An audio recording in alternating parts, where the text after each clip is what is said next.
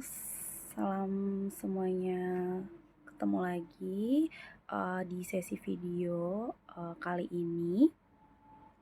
Dan untuk video ini saya ingin mempresentasikan untuk tugas UTS saya untuk mata kuliah Perekonomian Indonesia dengan materi kuliah yang akan saya bahas itu mengenai pendapatan dan kemiskinan.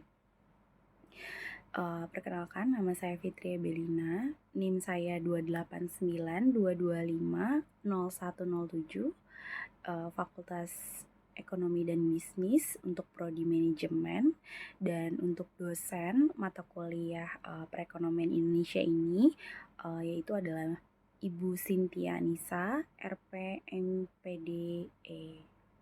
Ya, kita langsung saja. Untuk yang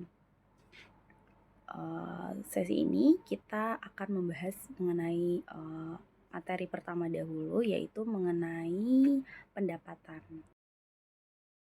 Ya, langsung saja untuk materi yang pertama, kita akan membahas soal pendapatan dan jenis-jenis pendapatan. Kalau di dunia perbankan yang akan saya bahas di materi ini, perbankan pendapatan dalam perbankan dibagi menjadi dua jenis, yaitu pendapatan operasional dan pendapatan non operasional.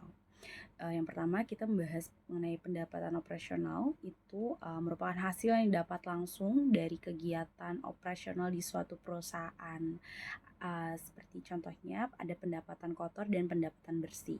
Kalau untuk pendapatan kotor itu merupakan pendapatan dari nilai asli dan faktur penjualan sebelum dikurangi return barang dan potongan penjualan. Dan yang satu lagi, pendapatan bersih merupakan hasil dari penjualan barang atau jasa setelah dikurangi faktor return dan potongan untuk penjualan. Dan untuk yang kedua, pembahasan mengenai pendapatan non-operasional ialah pendapatan yang otomatis diterima tanpa adanya kegiatan, yaitu hasil sewa dan bunga. Misalnya hasil sewa yang didapat setelah menyewakan suatu objek, sedangkan bunga ialah hasil yang didapat setelah meminjamkan suatu objek atau berupa uang kepada pihak lain yang dikenakan bunga, seperti itu.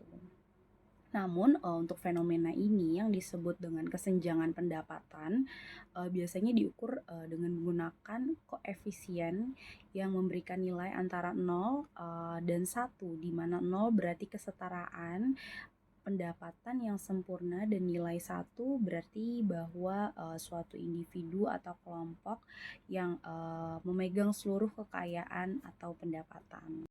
Untuk nextnya, kita akan bahas beberapa faktor yang dapat memengaruhi kesenjangan pendapatan, seperti tarif upah minimum yang tidak cukup atau tidak adanya kebijakan proteksi sosial yang memadai, lalu kurangnya akses ke pendidikan dan pelatihan yang memadai, dan ketidakadilan dalam distribusi kekayaan, dan yang terakhir, pekerjaan yang berbeda seperti di sektor publik dan swasta. Next, kita akan membahas mengenai kemiskinan. Pengertian kemiskinan itu adalah dalam perekonomian kondisi di mana seseorang atau keluarga atau kelompok yang tidak memiliki sumber daya atau akses yang cukup untuk memenuhi kebutuhan dasar seperti makanan, air bersih, perawatan kesehatan, pendidikan, perlindungan, bahkan tempat tinggal yang layak. Penduduk miskin adalah penduduk yang berada di bawah suatu batas atau disebut sebagai garis kemiskinan. Garis kemiskinan ini pun merupakan nilai rupiah yang dikeluarkan untuk memenuhi kebutuhan hidup, baik kebutuhan hidup minimum, makanan, maupun kebutuhan hidup minimum non makanan. Kemiskinan juga dapat disebabkan oleh faktor yang seperti kurangnya pendidikan, tingkat pengangguran yang tinggi, perbedaan sosial dan juga perbedaan ekonomi yang besar dalam lingkungan dan ketidakadilan dalam pendistribusian sumber daya dan hasil produksi. Lalu next kita akan membahas mengenai faktor penyebab tingkat kemiskinan. Di sini ada beberapa faktor yang kita kutip dari Bapak Edi Soeharto dalam buku Membangun Masyarakat Memberdayakan Rakyat. Kemiskinan bersifat multidimensional yang disebabkan oleh banyak faktor yang saling berkaitan. Yang pertama yaitu rendahnya kualitas sumber daya manusia, lalu yang kedua motivasi yang rendah, tiga pandangan dalam hubungan kekeluargaan, keempat terbatasnya pilihan lapangan kerja yang memadai, dan yang kelima tidak adanya kekreatifan dalam perekonomian gitu yang jadi mengakibatkan tingkat kemiskinan itu menjadi tinggi ya. Dalam buku Memahami dan Mengukur Kemiskinan 2013 karya Bapak Indra Maipita dijelaskan bahwa kemiskinan disebabkan oleh dua faktor, yaitu faktor internal dan faktor eksternal. Untuk faktor internal merupakan faktor yang datang dari dalam diri seseorang seperti sikap yang menerima apa adanya, tidak bersungguh-sungguh dalam berusaha, kondisi fisik yang tidak sempurna dan juga sebagainya. Itu jika dilihat dari faktor internal dalam kemiskinan. Lalu yang kedua itu ada faktor eksternal yang merupakan faktor yang datang dari luar diri seseorang seperti perubahan iklim, kerusakan alam, kehidupan sosial, struktur sosial, kebijakan dan program pemerintah yang tidak merata dan lain-lain. Lalu ada indikator-indikator kemiskinan. Adapun indikator-indikator ini sebagaimana dikutip dari Badan Pusat Statistika antara lain, yang pertama ketidakmampuan memenuhi kebutuhan konsumsi dasar seperti sandang, pangan, dan papan. Lalu yang kedua tidak adanya akses terhadap kebutuhan hidup dasar lainnya seperti kesehatan, pendidikan, sanitasi, air bersih, dan transportasi. Lalu tidak adanya jaminan masa depan karena tiadanya investasi untuk pendidikan dan keluarga. Yang keempat itu kerentanan terhadap goncangan yang bersifat individual maupun massa. Yang kelima, rendahnya kualitas sumber daya manusia dan batasnya sumber daya alam. Lalu yang keenam, kurangnya apresiasi dalam kegiatan sosial masyarakat. Yang ketujuh, tidak adanya akses dalam lapangan kerja dan mata pencaharian yang berkesinambungan yang tidak jangka panjang. Lalu ketidakmampuan untuk berusaha karena cacat fisik atau mental. Dan yang terakhir, yang kesembilan, ketidakmampuan dan ketergantungan sosial seperti anak-anak terlantar, wanita korban kekerasan, rumah tangga, janda miskin, ataupun kelompok marginal terpencil. Lalu ada jenis-jenis kemiskinan. Di sini ada 6 poin. Salah satu jenis-jenis mengenai kemiskinan dalam perekonomian. Yang pertama, kemiskinan subjektif.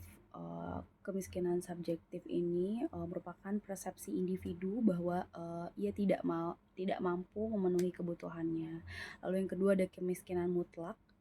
Kemiskinan mutlak ini merupakan bentuk kemiskinan di mana pendapatan individu atau keluarga berada di bawah persyaratan kelayakan atau di bawah garis kemiskinan. Yang ketiga ada kemiskinan relatif.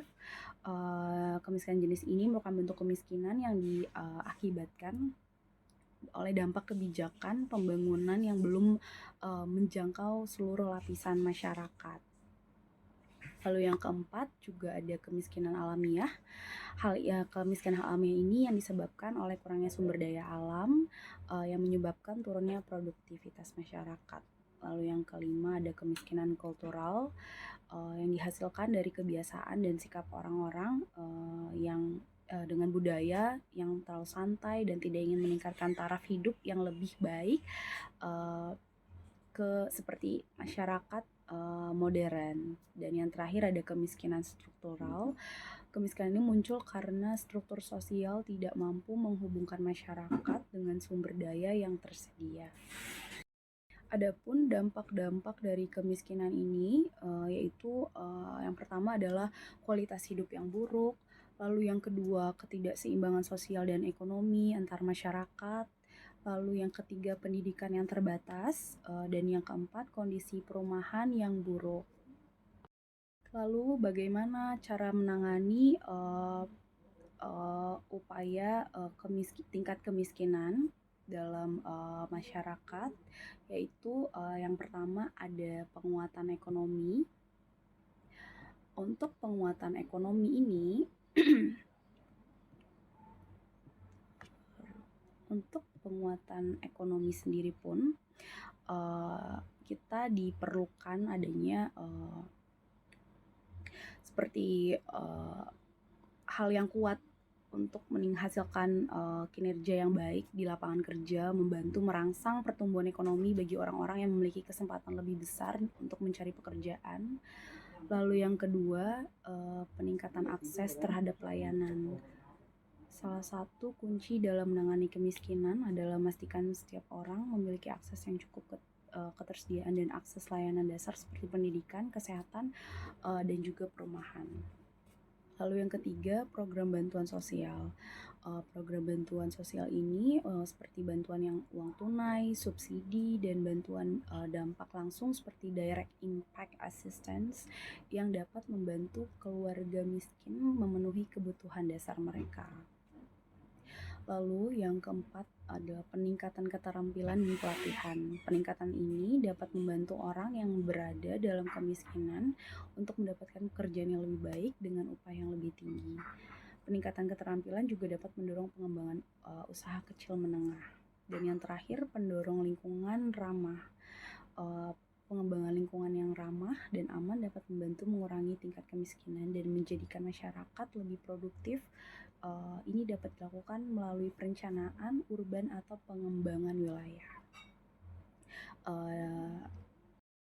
Demikian presentasi mengenai materi pendapatan dan kemiskinan untuk mata kuliah perekonomian Indonesia. Sekian saya ucapkan terima kasih telah menyaksikan dan menonton video saya. Mohon dukungannya dengan like, comment, dan subscribe.